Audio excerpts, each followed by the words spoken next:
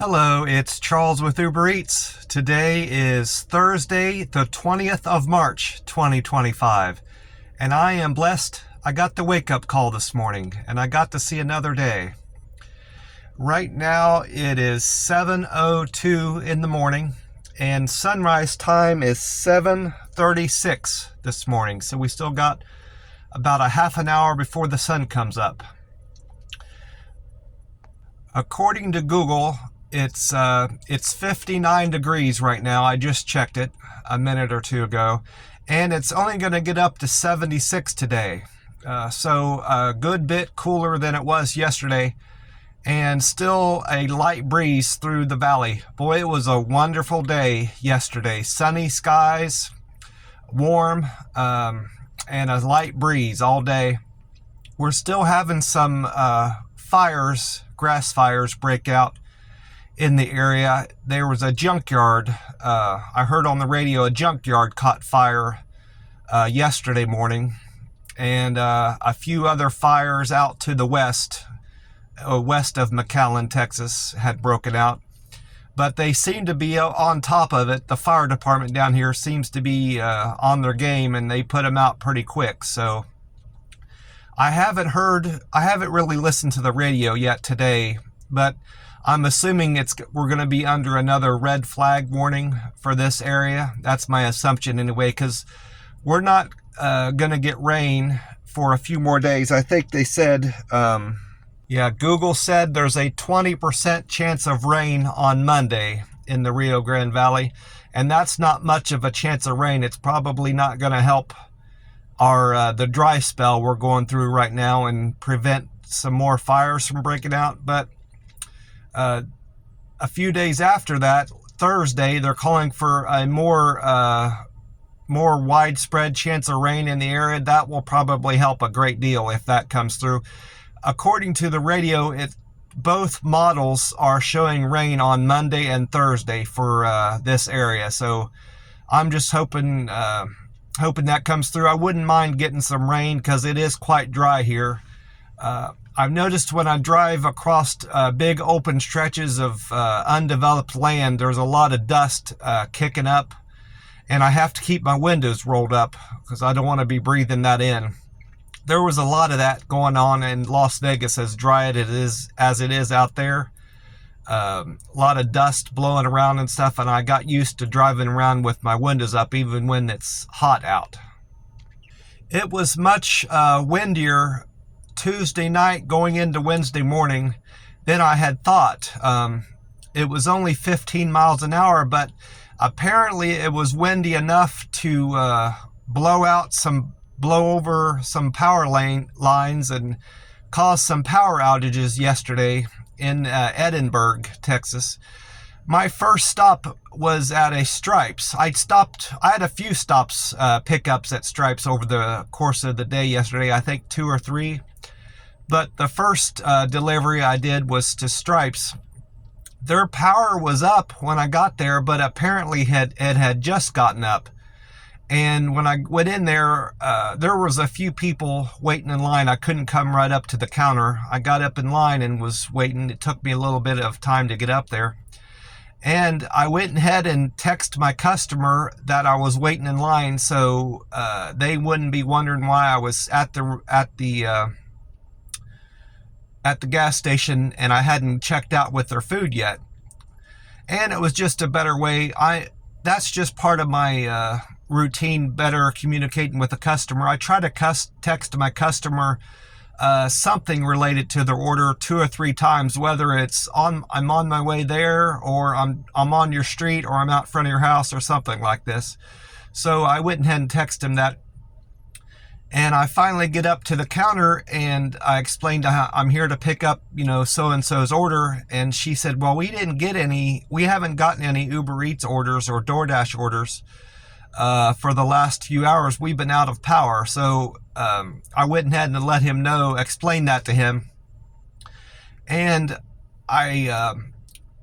that instance that I had about a week ago where I had increased my cancellation rate was top of mind. So I didn't just cancel the order outright.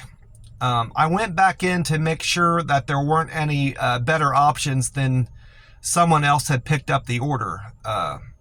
And there weren't any better options. There used to be this button on there you can hit, restaurant can't complete order, which is more appropriate for this situation I was at with Stripes. After explaining to the customer the situation with the power outage, I told him I was going to cancel the order, but I actually hit the button. Someone else picked up the order. So that's not a problem in terms of another person picking up the order, because the order isn't going to be there. So regardless, I don't want to be wasting other drivers' times. I called support and I explained to them my situation and that I was concerned about my cancellation rate, because right now it's at 3.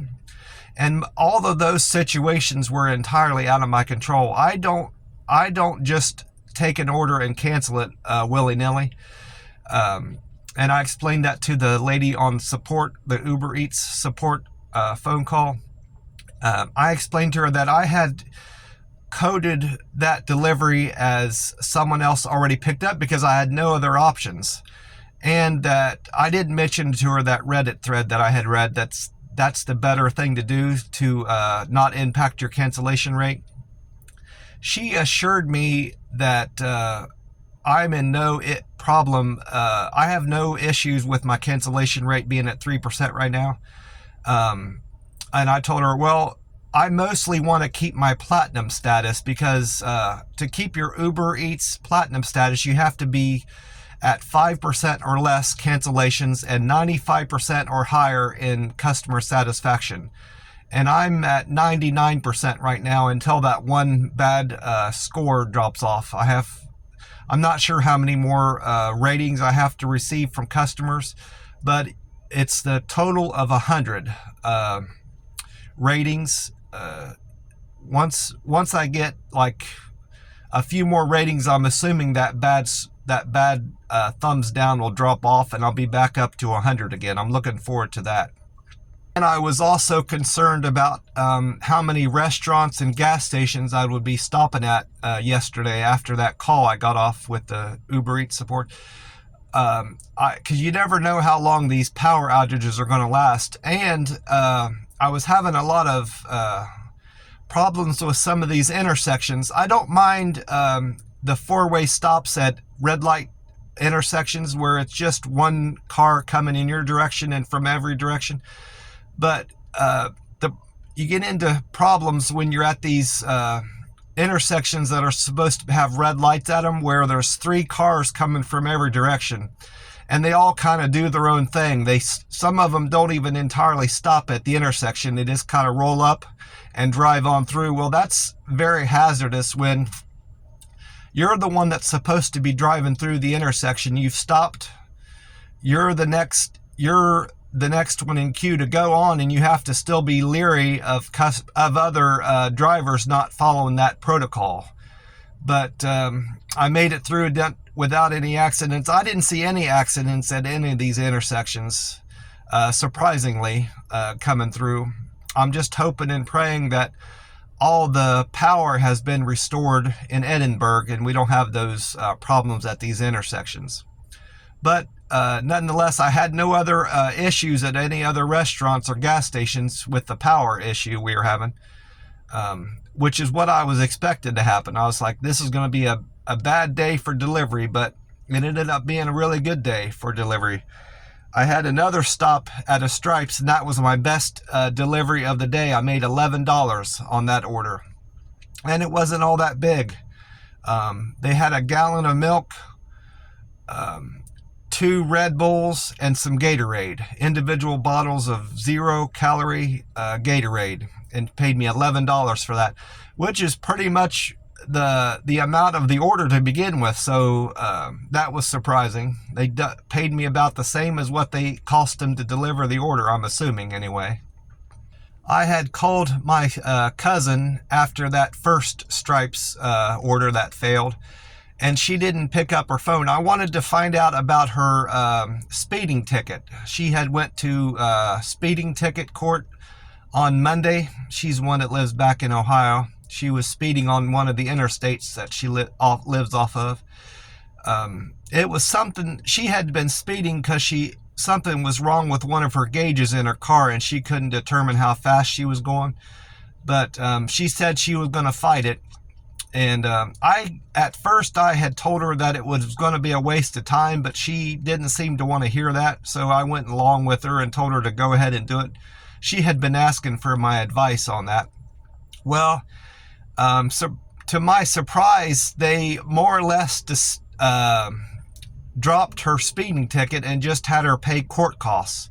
So that speeding ticket's not going to be on her record, and it's not going to impact her insurance, which is also good news. That was probably her biggest concern, was her insurance going up. So I was happy to hear that. I had called her initially yesterday, also, not just to find out about her speeding ticket, but to ask her about her experiences renting apartments out, because she's got a property that she's fixing up to rent out. And I had read that one of the biggest concerns landlords have is their renters having dogs on the property, and then the dog getting out and biting somebody, and whether or not that bite can come back on the landlord or not. And she said she doesn't allow any of her tenants to have dogs, so she's not too familiar with that experience. But I had totally forgot to talk to her about that. So I'm going to have to either write her a letter or bring it up in another phone conversation. We got wrapped up talking about other stuff, and the weather and her traffic ticket that she got out of. So that whole conversation didn't go in that direction. Speaking of the weather, I brought up to her how windy it had been Tuesday night going into Wednesday, and she thought that wind was tied into the storms that blew across Missouri and into Ohio. And I told her I didn't think that was the case. That the two events were unrelated to each other, and that this part of the South Texas, doesn't get a lot of tornadoes. It's mostly prone to outcomes from hurricanes. And we get a lot of rain and potentially hurricanes coming this far west off the Gulf of America. Well, like I said, I had a good day with Uber Eats. Yesterday was a fasting day, and it was a plasma donation day. So at the time of my plasma donation, I was about 25 or 26 hours fasted, and I was curious how that was going to impact my blood pressure. As I had mentioned in another video, my blood pressure was a bit high, the bottom number. The top number was okay. It was a little bit high, but not high enough to be concerning. The lower number was higher. But yesterday, my blood pressure was quite normal. It was very good, actually. It was 117/77. My iron was good. My protein was good, and my pulse rate was good, and my weight, I had gained 2 more pounds. I was 147 pounds, which is 2 pounds heavier than my previous weigh-in at the plasma donation. I was 145. But this morning, I'm back down low again. Of course, I weigh after I go to the bathroom in the morning, and I weigh without any clothes on. And this morning, I'm back down to 142. So even in spite of that big meal I ate 2 days prior, Tuesday, I ate a good bit. I ate a lot of fruit, meat, rice, ice cream. I ate a lot, and I was stuffed when I left there. I'm still back down below what I weighed before I went in to eat. So I'm really liking this new eating once every other day, 48-hour fasting, OMAD kind of deal. And what I like most about it, I don't have to restrict myself how much I eat. I can eat as much as I want and whatever I want. In terms of the quality of the food, I'm being more mindful of that. I'm eating more vegetables and watching my kind of watching my carb intake. Having a bigger proportion of protein compared to carbs is kind of what I'm trying to say. But I eat whatever I want. If I want, Chinese donuts, ice cream, sushi, candy. They have these little things that look like they look more like payday candy bars, but it's hard. They're harder, more like peanut brittle. It's kind of like a combination peanut brittle payday candy bar type deal. I eat those. I eat literally anything I want on there, and I still am having a hard time keeping my weight up. So that just goes to show you that fasting is the key to weight maintenance and losing weight if you're too fat. So I tell everybody I can about the blessings of fasting. It'll improve your health, and not just with weight loss. There's autophagy, brain-derived neurotropic factor that increases in your brain. It improves your mood. It relieves you from stress that you're having. It's a miracle thing. And I tell everybody I can about it. Well, I'm going to get on with my day. The sun's going to be coming up in about 10 minutes or so, 15 minutes.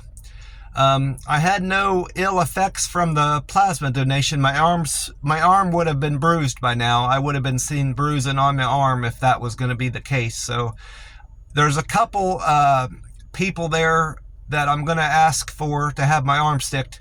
I don't know their names. The best thing I can do is just point them out. There was one guy there that does plasma donations, so he'll be easy to point out. He did a great job with me yesterday. He was my first time I've had him stick my arm, and he caused no bruising. And what I like most about his practices is when he wrapped my arm, he wrapped it kind of tight with that tape, and I think that also helps prevent bruising. He really wrapped it good and tighter than the girls do that stick people's arms up there. I'll be going back there tomorrow for my second plasma donation of the week. Just today, I'm going to break my fast. The only thing different about today is than yesterday is I'll be breaking my fast today around 3. I will have been about 50 hours fasted at that point because I ate around 1 o'clock. I finished eating around 1 o'clock yesterday, so I'll be over 50 hours fasted when I break my fast today. I want to remind you to drink plenty of water and stay hydrated, and to try to get some extra steps in today in your day. It'll do you good. God bless you all, and I will talk to you tomorrow. Bye for now.